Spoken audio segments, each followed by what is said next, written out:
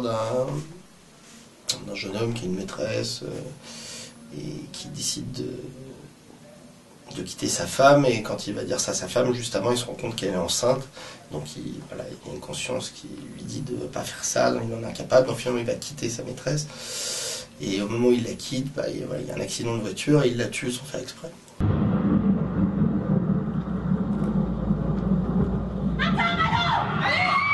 Ce personnage se trouve être gendarme et doit enquêter sur la disparition de cette jeune femme dont il est fou amoureux, et là commence la descente aux enfers absolue de Malo, donc que j'interprète, et les chemins de la rédemption. Donc voilà, c'est tout ça sur une enquête policière à la recherche de qui cette personne. Le personnage central, qui est le personnage de Malo, est tellement hanté par Alice qu'il la voit quand il observe sa sœur. Elles se confondent pas du tout. On en a une qui est très exubérante, qui est peintre, qui est complètement dans sa bulle d'artiste, qui vit qui achète une petite maison au fin fond de la forêt, qui voyage sans cesse, voilà. Donc ça c'est Alice, et on a Nina qui est une businesswoman, qui vit à Zurich, qui est beaucoup plus carrée, qui est beaucoup plus droite et beaucoup plus terre à terre.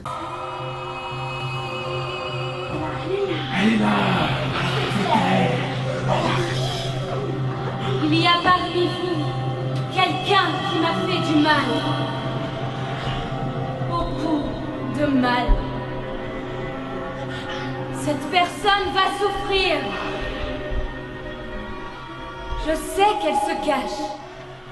Je joue un rôle de composition puisque je joue une vieille dame qui vit dans les bois. C'est une marginale.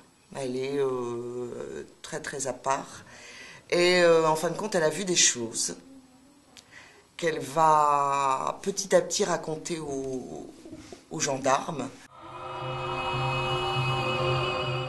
Moi, je fais Victor, qui est l'idiot du village, qui est le gars sympathique, un peu bête, qui est passionné par ses pommes, et puis oui, il est un peu moins innocent et naïf que ce qu'on croit, donc il y a un petit twist à faire qui est rigolo, quoi. Une vraie histoire, c'est vraiment du théâtre, même si c'est entrecoupé de magie, de choses un peu paranormales, beaucoup de musique, moi j'adore les polars, donc je l'ai lu vraiment, je suis rentrée dedans totalement. En tout cas, ça fait longtemps que ça n'a pas été vu sur Paris, quoi. Cette espèce de grand guignol moderne comme ça, c'était un challenge et c'était rigolo à faire. L'interactivité nous oblige à avoir une écoute beaucoup plus grande, parce qu'il faut choper tout ce qui se passe, il faut faire attention. On a un rythme qui est très resserré dans la pièce, qui est cinématographique, donc ça n'arrête pas. C'est des scènes qui sont très cut, qui s'enchaînent à une vitesse folle. Et ce qui est compliqué surtout, c'est d'avoir aussi peu de temps pour se remettre dans une situation et de repartir en ayant une énergie qui est là et pas là. On n'a pas un quart d'heure pour se remettre dans le personnage et se dire ok, il m'est arrivé ça, il m'est arrivé ça. Donc voilà, il faut être connecté en permanence, et c'est vrai que c'est un beau challenge. On a des rôles qui demandent de l'engagement physique, ouais, pour que ça aille vite et que ça soit tout le temps en tension, quoi. C'est pas une pièce qui se pose, ouais. Ce qui est très très très intéressant pour moi aussi dans cette pièce, c'est qu'elle est à la fois elle a un côté comique, donc les gens vont rire, ça fait peur mais ça fait aussi rire, il y a les deux. Et des fois ils rient parce qu'ils ont peur aussi. Et moi je dois rester tout le temps, moi et mes camarades, on doit rester tout le temps droit. On ne peut pas se permettre d'avoir un fou rire, c'est impossible. On ne peut pas se permettre de lâcher, on ne peut pas se permettre de... Voilà. Donc ça c'est très intéressant à travailler, et pour le coup oui, ça apprend beaucoup. Devoir rester dans la terreur, la peur ou le drame ou la tristesse alors que les gens se marrent autour, c'est quelque chose de pas évident, et c'est quelque chose que moi j'aime faire là, sur scène tous les soirs. Mais j'ai demandé à une jeune femme il y a 2 jours de se lever, et j'ai fait bon, levez-vous, et elle m'a regardé, elle a pris ses béquilles, elle a fait ah désolé.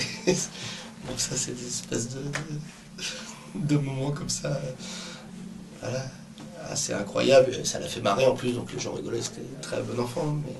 Ça a été beaucoup de travail, et beaucoup de réflexion en amont, de trouver le juste équilibre de tout ça, que ça reste réaliste et qu'en même temps on soit quand même dans de l'exubérance. C'est un spectacle qui doit être fun, donc faut quand même aller loin dans les trucs tout en gardant un équilibre juste, quoi.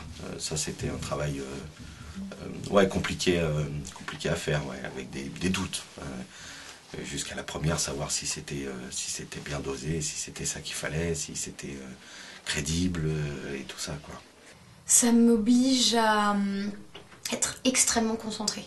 C'est vrai que et extrêmement connectée à mon ventre et à mes émotions, parce que c'est des personnages qui vivent des choses très très fortes et c'est des personnages qui sont très sincères. C'est un jeu qui est sincère vraiment de A à Z dans les personnages que j'interprète, et où il faut que je reste vraiment dans la situation si je veux pas être si je veux pas perdre en justesse, en espérant que je sois juste, bien sûr, mais si je veux pas perdre ça, il faut que je sois vraiment connectée, ouais, bien sûr.